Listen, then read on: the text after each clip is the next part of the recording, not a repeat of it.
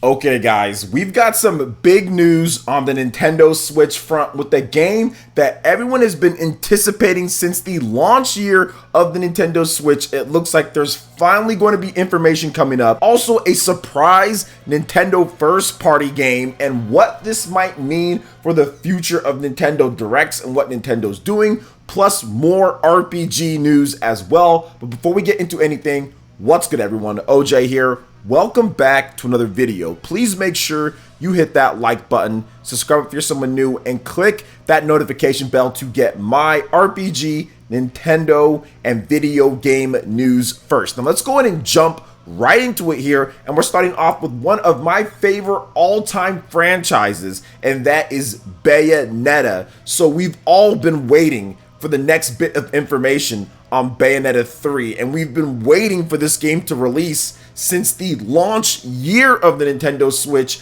back in 2017 when it was announced at the Game Awards with Reggie Fils-Aimé. Yes, it's been that long. So there could be some information coming up, and I do have a bit of, I would say, extra information that just puts the icing on this ESRB and Bayonetta 3 cake. So Platinum Games' Bayonetta 3 might not be too far off from the release. VG Charts does right, as they did a nice write-up on this. The game has been rated by the Entertainment Software Rating Board, or ESRB for short, in the US, and the Pan-European Game Information Board, PEGI, in Europe. Now, the US Nintendo eShop for the game lists an M rating by the ESRB for, quote, violence, blood, and gore, partial nudity, strong language, and in-game purchases.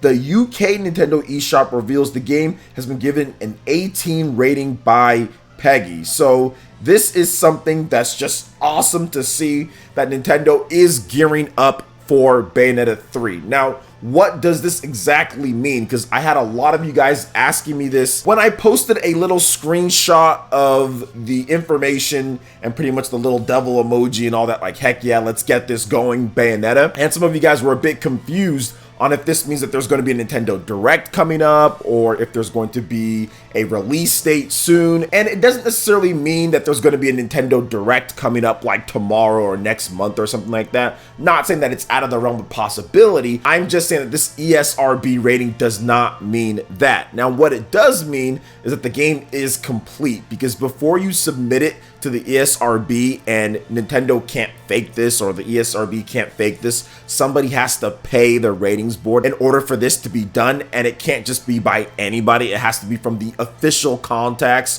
from Nintendo or any other game that's submitting the rating to the ESRB, because they check this stuff a lot. So it's not like somebody can fake this. So this is something that's happened. So when the game is complete, you send it into the ESRB so it can get its official ratings, which are made public. So they're not adding anything more to the game, because if you add something and the ESRB has not seen that, it could potentially change the rating. So therefore your game can't get certified. So therefore you can't launch the game normally. So obviously the game is complete now at this point, which means that there probably isn't going to be a delay. If they're submitting the rating right now at this point, then that means that they do plan on launching it sometime in the near future, and it's not going to be like, let's say, a year away or so. Now, that's obviously in the back possibilities, but everything points to this game, from this ESRB rating, being released within the next few months. Now, a lot of you guys are anticipating that it's going to be an October release, and yes, October is packed with games for the Nintendo Switch and just across the gaming landscape. One of the big games coming out in October is Nier Automata, the end of Yora edition for the Nintendo Switch, which is looking really good. So if we got a double dose of Platinum Games action in October, for those who have maybe already played Nier Automata, you can try out Bayonetta 3. For those who want to get both of them, you can get both of them, or get whatever game that you want if this does turn out to be October. We just don't know at this point, or it could be sooner than that. It could be a end of summer release or something. We just don't know. Here's what I'm guessing that they'll do for the reveal of the game. Very much like Bayonetta 2 on the Wii U, I think that we're going to get a Bayonetta 3 Nintendo Direct, or a Bayonetta 3 Direct. Very similar to how Xenoblade Chronicles 3 got its own direct, I think that Bayonetta 3 could get its own direct, because it's a game that once again could use all the promotion that it can get, and also it's a very complex game with a lot of mechanics and systems built into it for those who want to delve in and kind of do hardcore combos and have all the different upgrades and everything. Bayonetta is just crazy good at that. Now, the simplicity of the game has been fine-tuned over the first to second release, but I still feel that this game is going to be a lot of different mechanics and systems for hardcore players to get into, but also easy enough for button mashers and people who want to play the game casually, because Bayonetta has automatic modes and all that in the previous game. So I'm excited for this. Looks like new information is coming soon. We could be getting something coming soon, so I'm really excited to see exactly where Bayonetta 3 is going to fit in 2022. But what are your thoughts when it comes to this Bayonetta ESRB rating, and what is your guess to when Bayonetta 3 is going to be dropped on the Nintendo Switch? Let me know your thoughts in the comment section below. All right, now moving into the next topic here, guys, we're discussing a game that Nintendo dropped out of nowhere, or more like announced out of nowhere via Twitter, and that is a brand new Kirby game. It's called Kirby's Dream Buffet, and many are comparing this to Fall Guys, that's out now on the Nintendo Switch and has been out on PC and Xbox, PlayStation. But a lot of people don't realize that this is kind of like the evolution of the gourmet race that has been out even before Fall Guys got its huge popularity after going free to play. It was kind of popular at the beginning, then went free to play, but either way, it doesn't matter. There is a brand new Kirby game coming this summer. So let's talk about this new Kirby's Dream Buffet, because it looks like a pretty interesting concept. Nintendo has announced Kirby's Dream Buffet for the Nintendo Switch. It will launch via the Nintendo eShop, My Nintendo Store, and at retail as a download code this summer. So it definitely seems like it's more of a smaller end eShop style of release. Now, here's the about with the game. Roll through a smorgasbord of food-themed stages in 4 rounds of 4-player fun as Kirby, who seems rounder than usual. Race through delicious obstacle courses to collect strawberries as Kirby grows. Then, turn the tides in the final round, a fruity fight atop a floating platform. Now, here are the key features. Roll through delicious food-themed obstacle courses in 4-player matches. Collect strawberries to grow bigger and prepare for the final round. So that's where some people kind of see the comparisons, is the actual like round-based type of gameplay. Now, there will be local and also online multiplayer for this game, but more information will be coming out later. And people were kind of thinking, well, wait a minute, another first-party game being announced kind of out of nowhere right there on Twitter and also on YouTube. This racked up hundreds of thousands of views in its first few hours up on Nintendo's page. First party release. Now, obviously it's not as big as, like, let's say a Kirby in the Forgotten Land. It's not that style of game. It's more of a smaller style Kirby game, like the Kirby Fighter style games and stuff like that, which is fine. How always makes Kirby games, and they did already state, I think last year, that they have a lot of stuff planned when it comes for Kirby on the Nintendo Switch in the future. So now we're seeing that Kirby in the Forgotten Land earlier in the year. Now we have this game coming out in the summer, and I wouldn't be surprised if there was another Kirby game either late this year or early next year, as well as more of a smaller style release, since they've been doing that on the Nintendo Switch. So pretty cool looking game. It's not necessarily my style, but at the same time, I do think that I'll probably check it out and play it. I did like Kirby Fighters. I felt that was a pretty cool game. And I've played some of the Kirby spin-off games before, and they can be fun in short spurts or with friends. So I don't think that this is going to be a bad game. And graphically, for a smaller eShop style game, it actually looks pretty good too. So this game coming out of nowhere, but some people are saying, does this mean that they're getting some of the announcements out of the way and there's going to be a bigger direct? Or does that mean that there's not going to be any direct at all because they're announcing stuff here and there and not having it in a direct style presentation?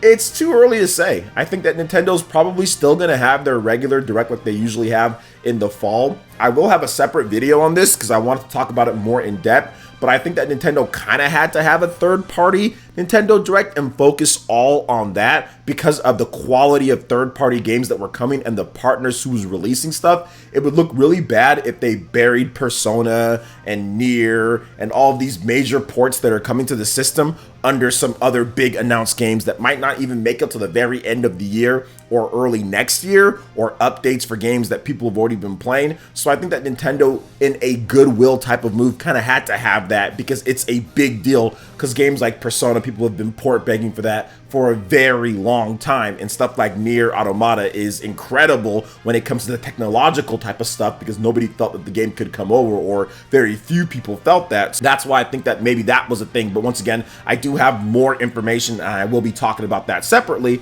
but I don't think that this really changes anything for what Nintendo's going to do maybe in the fall. Nintendo does like just shadow announcing or just kind of surprise announcing games. I remember a couple of years ago, Paper Mario and the Origami King was just announced in this same type of fashion, and that was a bigger new end Paper Mario game. So we might see more of this during the summer when it comes to what Nintendo's doing, or even throughout the year. But what are your thoughts on Kirby's Dream Buffet for the Nintendo Switch? Planning on playing this with your friends or going online? Let me know in the comment section below. All right, and moving on to the next topic here, guys. We've got some new information on why Final Fantasy VII Rebirth is a PlayStation 5 exclusive this time around, when the previous game launched on the PlayStation 4 in addition to PC via Steam, and I think also on the Epic Game Store after the initial PS4 and then later PS5 release with Intergrade. So let's talk about this just a little bit, because some people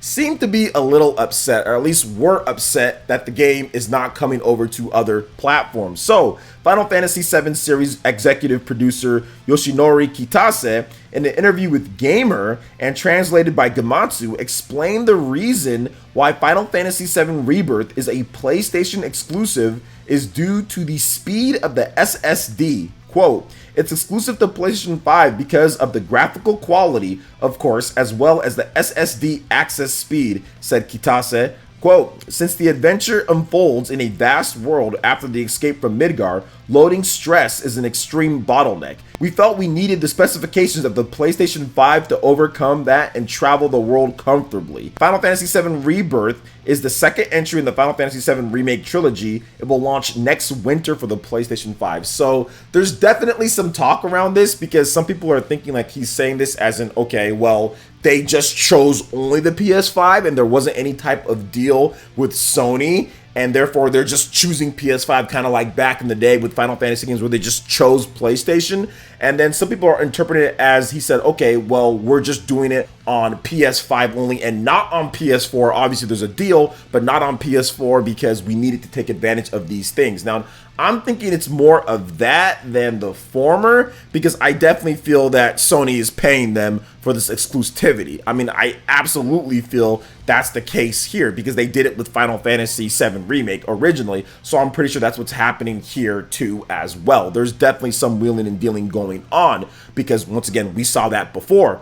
But it's going to be interesting to see if it ends up coming out to other systems way down the line. I mean, obviously it's a trilogy, so maybe after everything and all the dust is settled, maybe it comes over to other platforms, or maybe it's a staggered release on PC later down the line. But obviously Xbox Series has a SSD. Obviously PCs have SSDs that can be faster and have, you know, even better specifications than what the PlayStation 5 has. And also the Xbox Series X clearly is just as powerful, if not more, when it comes to what it can do, and it's not a chump by any means when it comes to the SSD or when it comes to the storage or RAM or whatever the case is. It kind of is what it is at this point, but a lot of people are calling somewhat BS on that statement based on how you interpret it. But I'm just looking forward to the game. I like Final Fantasy VII Remake on the PlayStation 4. The PS5 version's good as well, so I'm looking forward to actually getting out of the confines of Midgar and being able to explore in a more open-ended area. So that's going to be a lot of fun. So what are your thoughts on Final Fantasy VII Rebirth,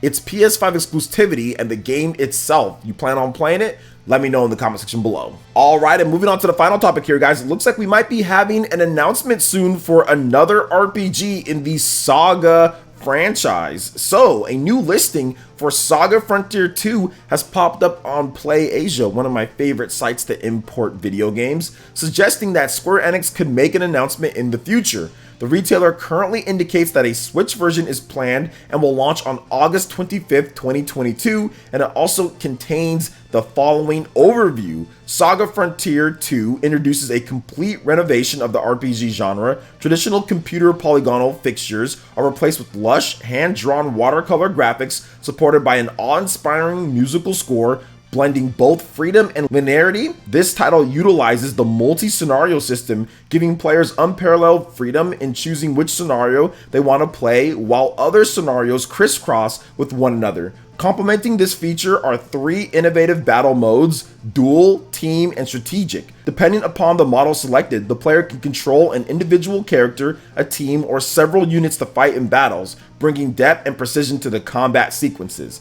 Now, retailer listings can somewhat be a hit or miss, so it's impossible to say whether PlayAsia is correct here or not. We do know that Square Enix has done a lot with the series on Nintendo Switch. Saga Frontier came out last year. Other releases include Collection of Saga, Final Fantasy Legend, Romancing Saga 2 and 3, and Saga Scarlet Grace. So it definitely seems like this is probably going to be happening sometime soon here. Square Enix probably has an announcement lined up for something. Square Enix has just been on fire this year. They are releasing a ton of different games, a lot of RPGs and action games, and just stuff that just makes me say Square Enix, when they want to be, can be one of the best when it comes to putting out games any given year. They've got a lot of content, especially if Final Fantasy VII, the Crisis Core game, the remaster, makes it out this year as well. It's slated for this winter, but that can extend to next year. But I'm obviously looking forward to that as well. So RPGs galore, a lot of good games in 2022,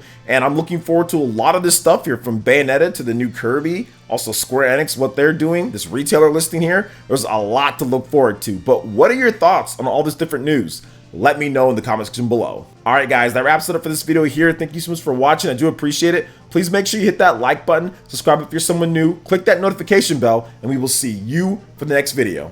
Peace.